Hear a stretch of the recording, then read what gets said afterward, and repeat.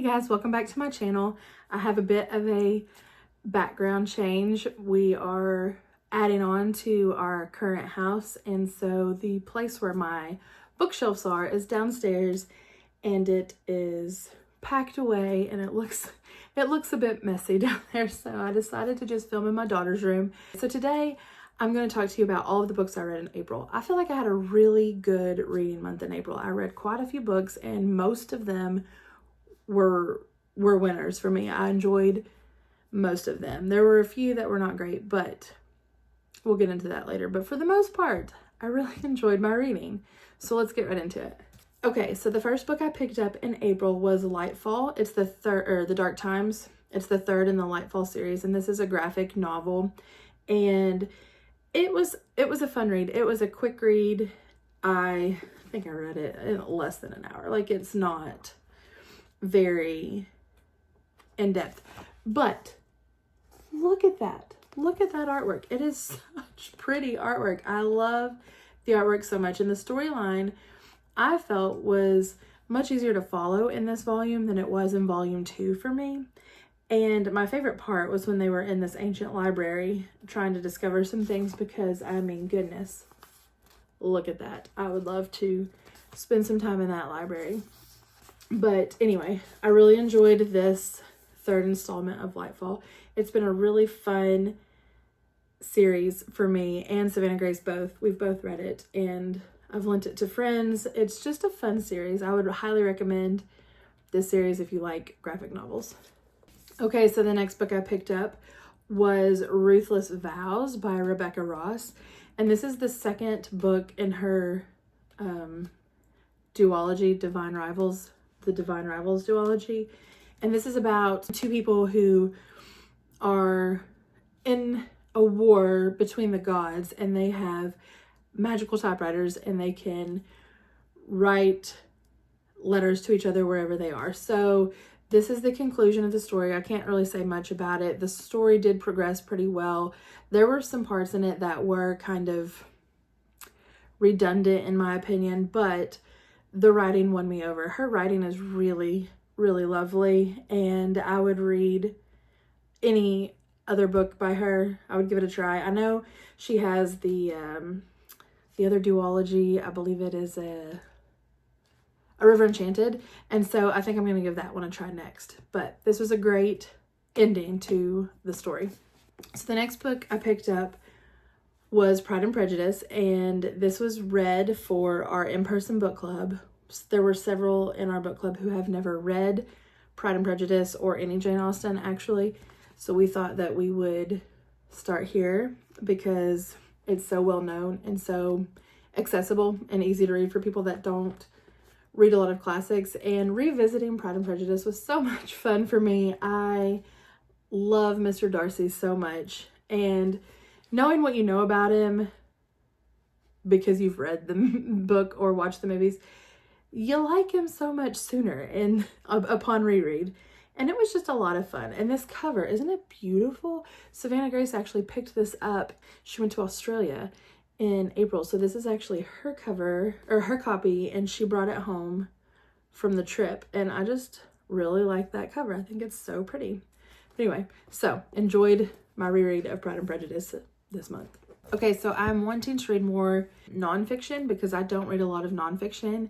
So I've picked, at the beginning of the year, I picked 12 nonfiction books that I've already had on my shelf that I haven't read yet, and I'm reading one a month. And so in April, I picked up An Everlasting Meal, Cooking with Economy and Grace by Tamar Adler. And this is kind of, it's not really a memoir, but it's more of a meditation on how this author looks at food, how she prepares food. And it's really quite different than anything I've ever read about food, or even the way I prepare food in my everyday life as a homeschool busy mom of 4. You know, you make your grocery list, you make your weekly menu, you make your grocery list, and you prepare the meals that you have planned. But this way, she kind of prepares an ingredient. So she may prepare a pot of beans, and she may use some sun-dried tomatoes. Well, then instead of just throwing the jar of sun-dried tomatoes away, She may use the oil from the sun-dried tomato jar to make a marinade for some chicken, and she may roast the chicken, and then she will make the broth from the bones. And it's just like a continuation, almost like her entire eating is just a continuation from one meal to the next. And it was really very interesting. And she writes about food and it's just very pretty. Okay, so here's a little excerpt from a chapter about hospitality a little bit. And so it says, "We're anxious about serving, but the simple blessed fact is that no one ever comes to dinner for what you're cooking. We are all hungry and thirsty and happy that someone's predicted we would be and made arrangements for dealing with it. We come for the opportunity to look up from our plates and say thank you. It is for recognition of our common hungers that we come when we are asked." So anyway, she just writes really pretty. I feel like it's just an interesting look at food, and it was enjoyable. Okay, so next up on my list is Morningstar. This is the conclusion of the Red Rising trilogy, and oh my goodness, it was great. These books progressively got better and better for me. Book one was just okay for me. There were a lot of things with his writing style that did not jive well with me, that I feel like as the series went on, he fixed and he adjusted for those things. And yes, they are just as violent as the first one, but I feel like with the second and third books, the violence has a purpose. With the first book, I felt like it was just violent to be violent. And with the second and third, I felt like it had a purpose. They were fighting for something, not just fighting. But this was a wonderful conclusion. I loved them so much. I actually recommended them to my husband, and he was away filming the Derby all week a couple of weeks ago, and he listened to the first two back to back, and he's listening to the third one now, and he loves them just as much, and he's like, this should be a movie. So it's been a lot of fun listening to his thoughts on it as well. But I really like these books, and I would recommend them if you are not squeamish about violence or stuff like that, but really great. Okay, so the next book I picked up followed the prompt for Chantel Reads All Day Read Your Bookshelf Challenge. Sorry, I don't remember which track it was from, but the prompt was a character with red hair. And so I had this sitting on my shelf, Snow White with the red hair. This is a manga. And I've got to say, it was kind of confusing at times trying to read this. The story line I felt jumped all over the place, and it was hard to follow. I'm not saying that I would never continue with the manga series. I would give it a couple more volumes to see before I decided whether or not I wanted to continue. But yeah, I don't know. It was just kind of mid for me. It wasn't great. Okay, so I've also determined this year to read more classics. So I wanted to read 24 classics this year, 2 a month. So the first one for the month was Pride and Prejudice for our book club. And then the second one I picked up was The Diary of a Nobody by George and Whedon Grossmith. Sorry. And this literally was a book about nobody and nothing.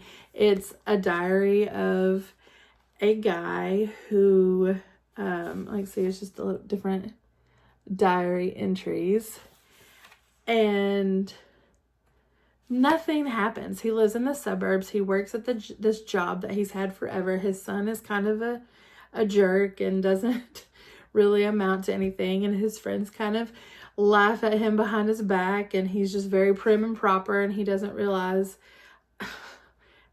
how people view him.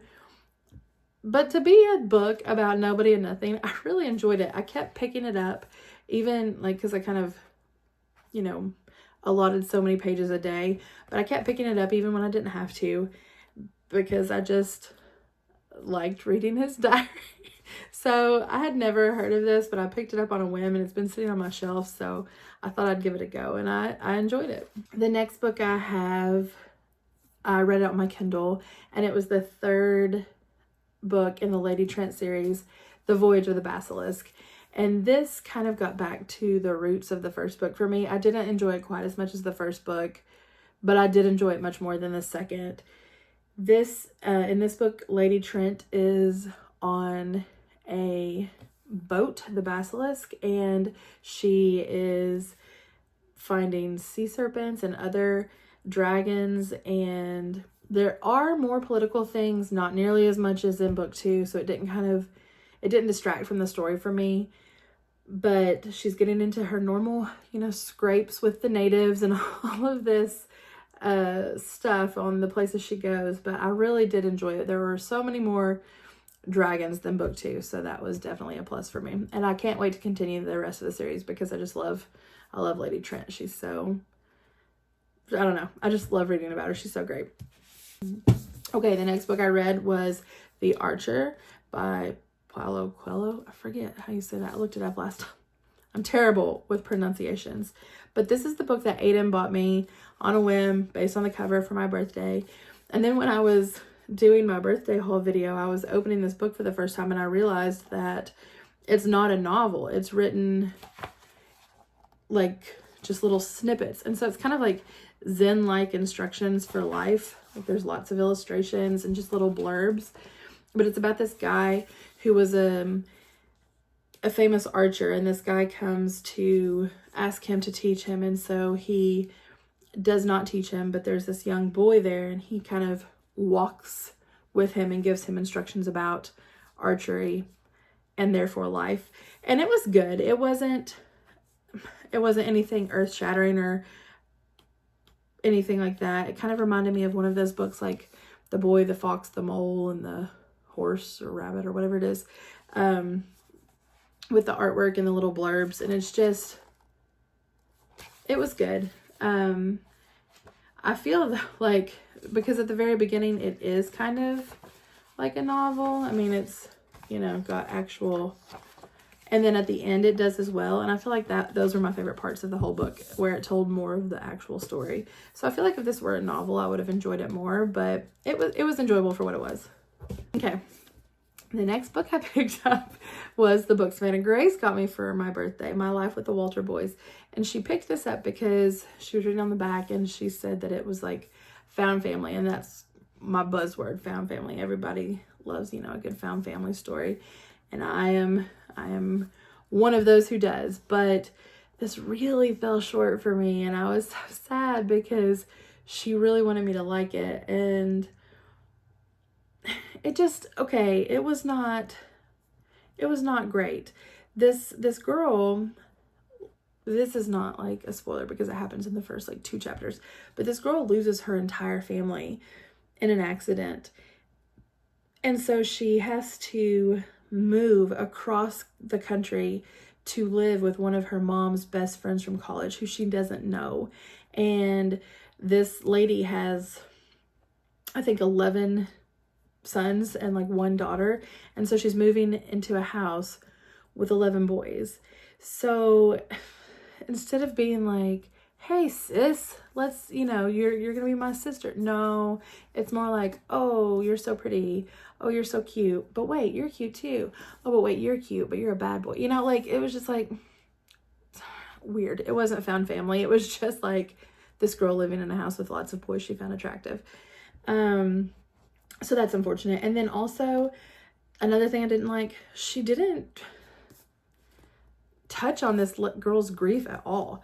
She cried, I think, maybe once. And I'm sorry, but if I lose my sister and my mom and my dad in one fell swoop, there's going to be some trauma there, but there was none, or very little. But I was reading in the back, and the author, I guess, said that she started this when she was 15. So I got to give her a little bit of leeway there, but it wasn't my favorite. Okay, so apparently I read 3 classics this month because I forgot about this one. I read Tess of the D'Urberville by Thomas Hardy. Again, with the pronunciation, I apologize. This is my 3rd Thomas Hardy, and I love Thomas Hardy's writing. I think he's pretty accessible for a classic author, and his stories are really quite tragic, actually. And this was no exception. Tess had a very hard life. The inconsistencies of things that happened to her because she was a woman and how she was treated versus how a man was treated for the very same things was blatantly obvious. And obviously I feel like that's the point,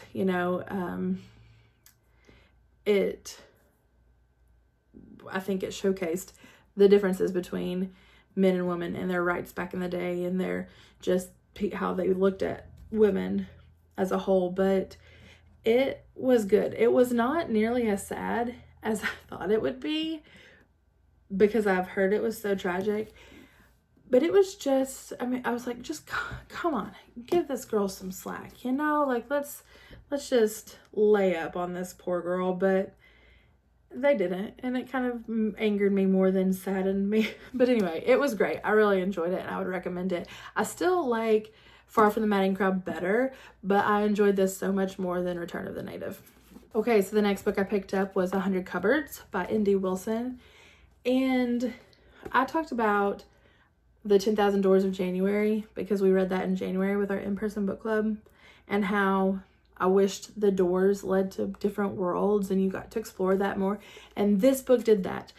If you give me a book about secret doors or mysterious doors, this is it. This is what I want. I want the doors to open up and be super weird, super creepy. Maybe not all creepy. Maybe some of them are cool, which this is, you know, some were weird, some were creepy, some were great. But they all had a story and they all had a different world. And it was, this is exactly what I wanted in a book of magic doors. So I really enjoyed this one, and it's a series. So we'll probably continue. We listened to this on audio on our way to Tennessee a couple weeks ago, and it was great. All right, the next book I picked up was Days at the Morisaki Bookshop, and this was one of the ones I got on Amazon.